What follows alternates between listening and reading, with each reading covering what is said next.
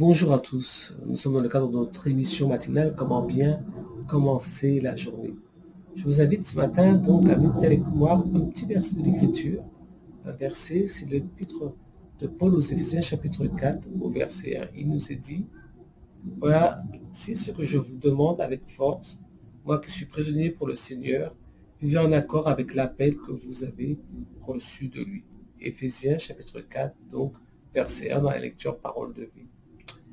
C'est intéressant de se demander, mais pourquoi l'apôtre Paul nous dit de vivre en accord avec l'appel que vous avez reçu de lui? Ce texte de l'épître aux Éphésiens est une épître, comme on dit, tardive de l'apôtre Paul. Il a besoin de parler aux Éphésiens, en tout cas à ceux à qui il s'adresse, et pour cela, il a besoin d'évoquer son autorité. Au chapitre 3, verset 1, il précise qu'il est prisonnier. Chapitre 4, verset 1, il précise encore qu'il est prisonnier.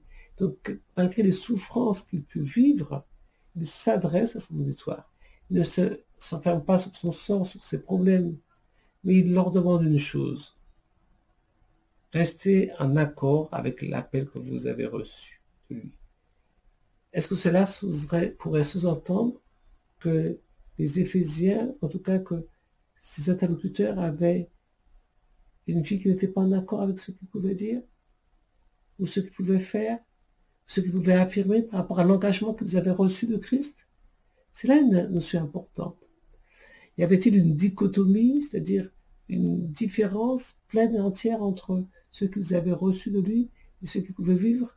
Regardez comment l'épître de Paul, dans la version seconde, nous dit les choses.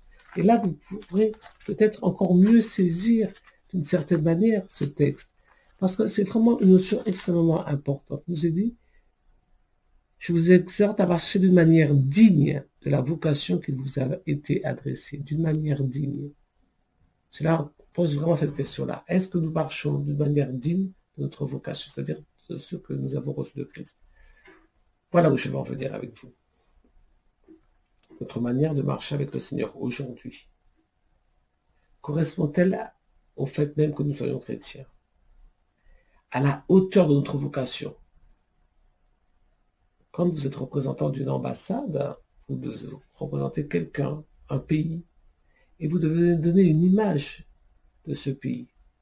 Et c'est là que l'apôtre Paul veut en venir avec nous. Il veut que nous marchions d'une manière digne du fait même d'être chrétien.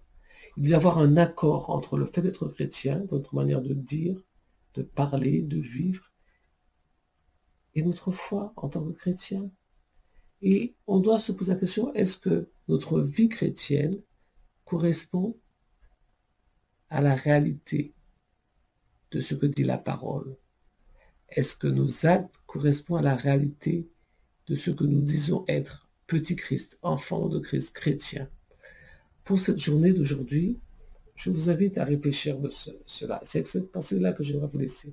Qu'en toutes circonstances, vous puissiez vous dire, je dois vivre en accord avec ce que nous dit la parole. Ma vie doit ressembler à Christ et être imitateur. Vous pouvez décider de faire cette prière avec moi. Je vis en accord avec l'appel. Seigneur, aide-moi à vivre en accord avec l'appel que j'ai reçu de toi.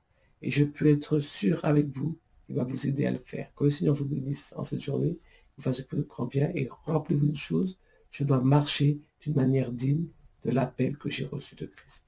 Amen.